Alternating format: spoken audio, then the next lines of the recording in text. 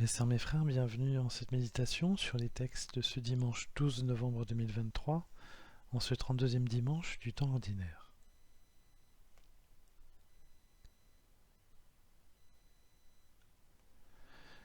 La sagesse de Dieu, c'est l'amour. Bien souvent, ce qui nous paraît sage ne l'est pas aux yeux de Dieu. On peut réaliser des actions routinières pendant une période et se rendre compte qu'elles ne sont pas les meilleures. Nous sommes souvent capables de ce va-et-vient et nous réformons notre manière de faire.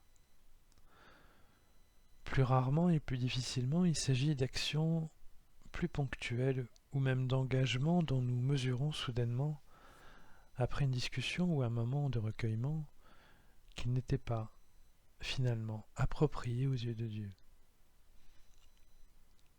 Nous n'y voyons pas toujours clair dans nos vies, car la sagesse, c'est un ensemble complexe.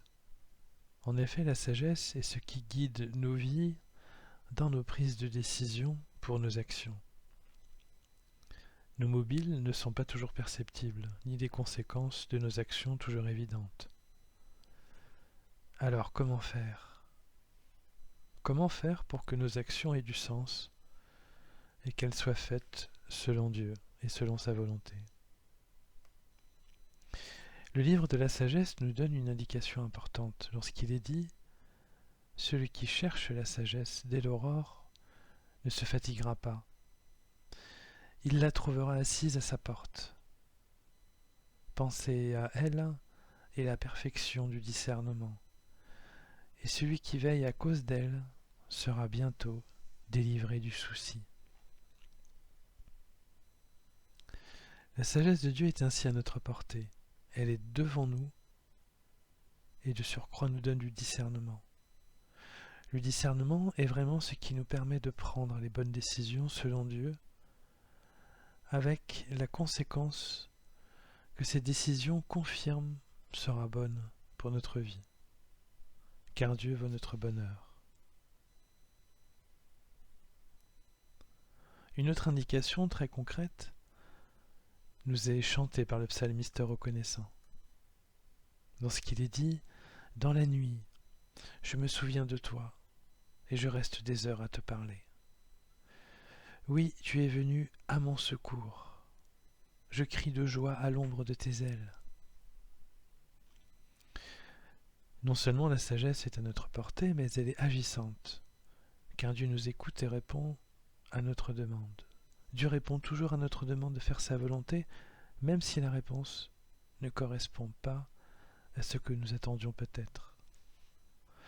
Nous sommes souvent déstabilisés, car nous ne savons pas toujours le contenu de la sagesse de Dieu.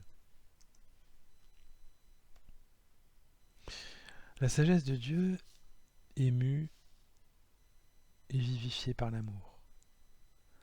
Elle est non seulement organisée ainsi, mais elle est cet amour même. La parabole des 10 vierges de l'évangile du jour nous le rappelle. Les 5 vierges prévoyantes qui avaient pris de l'huile pour leurs lampes et qui attendaient le retour du Seigneur du royaume de Dieu sont avec lui, contrairement aux 5 vierges qui n'avaient plus d'huile et qui ne purent entrer dans le royaume.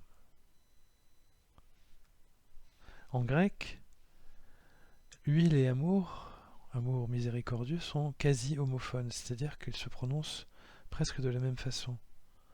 Elaion, c'est l'huile dans le texte de l'évangile, et Éléos, c'est la miséricorde, l'amour.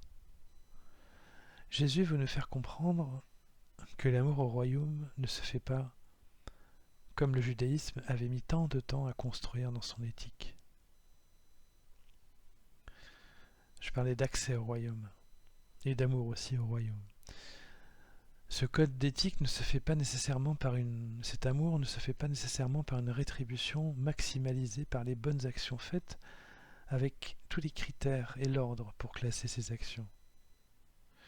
Car on peut toujours agir en respectant un code. Le prêtre et le lévite qui passent à côté du mourant dans la parabole du bon samaritain respectent le code de conduite qui leur est prescrit et qui a mis du temps à être construit dans Israël. Dans le cas contraire, s'ils n'avaient pas respecté ce code, ils auraient été pécheurs, puisque c'est un samaritain. Et les Samaritains n'étaient pas aimés, étaient considérés comme des pécheurs. Et tous les deux n'auraient pas pu assurer leur service au temple le soir. Mais en respectant un code de conduite, on n'agit pas toujours selon la loi de la vie. Et Jésus nous rappelle ici que la loi, son fondement, c'est le respect de la vie, et c'est l'amour qui permet de respecter la vie. Pour être conforme à la volonté de Dieu, toutes nos actions doivent avoir ainsi comme intention l'amour des autres et la protection de la vie. Si dans cette vie nous agissons déjà selon la volonté de Dieu et nous sommes ainsi préparés à son royaume, combien plus facilement, mes sœurs, mes frères, nous y allons y entrer. Notre temps est en effet un temps de préparation. Il nous faut ainsi veiller comme les 5 vierges prévoyantes. Sinon, si nous tenons notre lampe allumée, si notre cœur est toujours prêt à être miséricordieux, alors le Seigneur de miséricorde fera miséricorde et nous emmènera auprès de lui. Il nous ressuscitera, il nous fera vivre auprès de lui. C'est le sens de l'extrait de la première lettre de l'apôtre Paul aux Thessaloniciens lorsqu'il dit « Frères, ceux qui se sont endormis, Dieu par Jésus les emmènera avec lui. » C'est une immense satisfaction éthique. Et c'est aussi une grande, très grande consolation humaine. Dans sa sagesse, Jésus-Christ ressuscité ne pouvait pas ne pas donner la conséquence de son sacrifice d'amour sur la croix à ceux qui auront vécu selon ce même amour.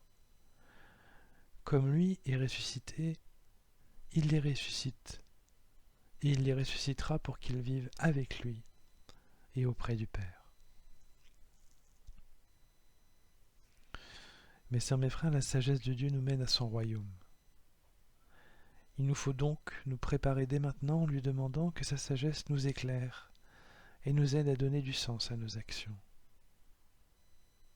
Notre bonheur sera alors grand et bien grand, car nous aurons la joie de servir Dieu et nous aurons aussi l'espérance de vivre avec lui. C'est une promesse de notre Dieu. Vivons-la dès maintenant.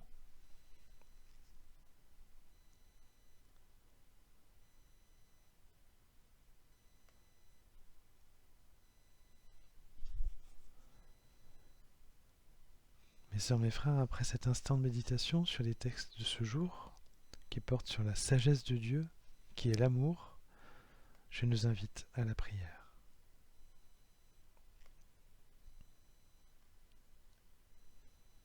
Ô Seigneur Jésus-Christ, toi qui as donné l'exemple parfait du pur amour, par ton obéissance et le don de toi-même pour nous, aide-nous à faire la volonté du Père. Fais-nous vivre de son amour pour que tout ce que nous faisons soit plein de Dieu et que nous soyons à son image, tout en tous. Que la grâce, la paix et l'amour de notre prochain guident nos pas dans cette vie et vers le royaume de paix éternelle. Amen.